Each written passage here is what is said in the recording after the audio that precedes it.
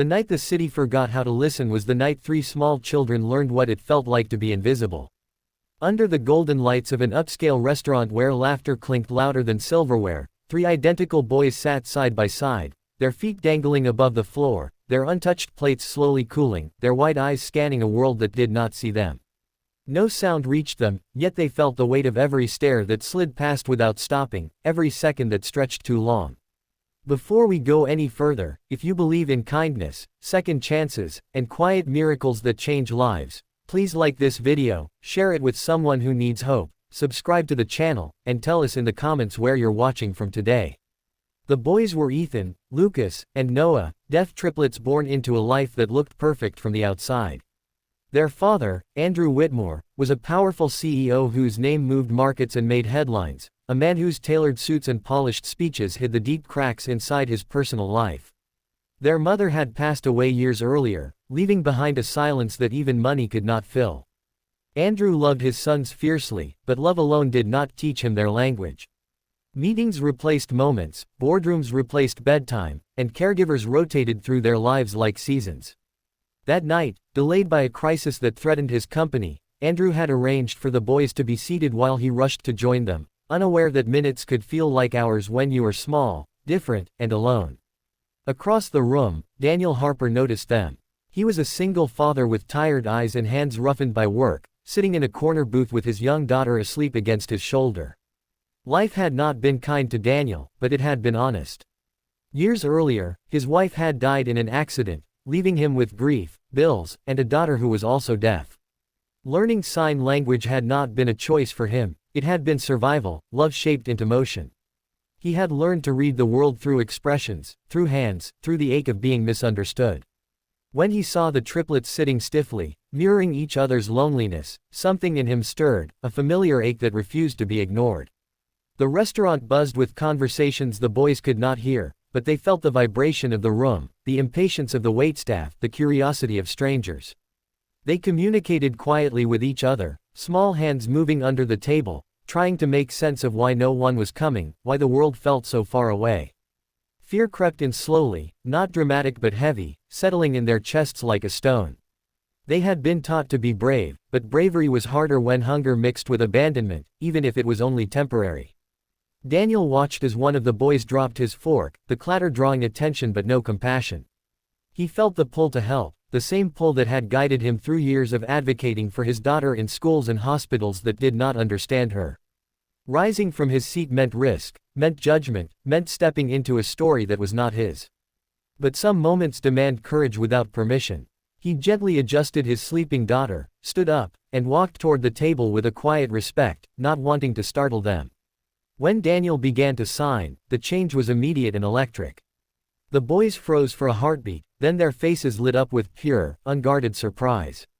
Hands that had been tense softened, eyes that had been wary widened with relief.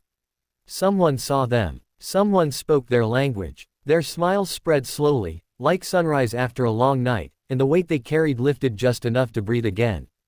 Daniel's movements were calm and warm, telling them they were not alone, that waiting did not mean forgotten, that kindness still existed even in loud, uncaring rooms. Other diners noticed the shift without understanding it. What they saw was a hardened man kneeling slightly, hands moving gracefully, 3 children leaning forward, laughing silently, their joy unmistakable. What they did not see was the bridge being built between strangers, the invisible barrier breaking down through empathy. The boys shared their story in signs, about their father running late, about being hungry, about feeling scared. Daniel responded with patience, reassuring them through gestures that felt like a hug made of air. When Andrew finally arrived, his world collided with a sight he was not prepared for. He stopped in his tracks, briefcase still in hand, watching another man connect with his sons in a way he never had. Shame washed over him, sharp and undeniable. He had provided everything except presence, everything except understanding. In that moment, his success felt small, his achievements hollow. He saw his sons smiling not because of luxury, but because of compassion freely given by someone who owed them nothing. Andrew approached slowly, witnessing the language of love unfold before him. Daniel noticed him and stood back, offering space without resentment. The silence between the two men was thick with unspoken truths. Andrew's gratitude was overwhelming, mixed with a realization that pierced deeper than any business failure. This stranger had given his children something priceless in a matter of minutes, something Andrew had failed to give in years. The rest of the evening unfolded differently than planned. Andrew stayed, not just physically but emotionally.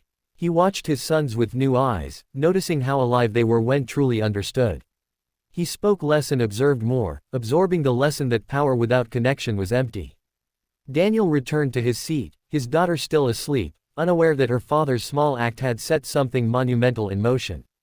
In the days that followed, Andrew could not shake the image of that night. He arranged to meet Daniel again, not as a CEO but as a father seeking guidance. Pride gave way to humility as Andrew began learning sign language, struggling at first, his hands clumsy, his patience tested. His sons watched with cautious hope, every small improvement stitching their hearts back together. Board meetings were rescheduled, priorities realigned, and for the first time, Andrew chose to listen with his eyes. Daniel's life changed too. Opportunities arose that eased his financial burdens, but more importantly, he gained the quiet satisfaction of knowing his kindness had rippled outward. He never sought recognition, only believing that love multiplied when shared. His daughter gained new friends, and the triplets gained a role model who showed them that being deaf was not a weakness but a different way of experiencing the world. Months later, the restaurant felt like a distant memory, but its impact lingered in every signed conversation, every shared laugh, every moment of presence. Andrew became an advocate for accessibility, using his influence to create inclusive spaces, driven not by image but by genuine understanding. His sons grew more confident, their smiles no longer rare but radiant, anchored by a father who finally met them where they were. Just before the ending, please comment and tell us what kindness means to you in your own life. As this story comes to a close, if it touched your heart even a little, please like the video, share it with someone who believes in quiet miracles, and let us know your thoughts in the comments because your engagement helps stories like this reach the people who need them most. The world may be loud, but it is compassion that truly makes us heard.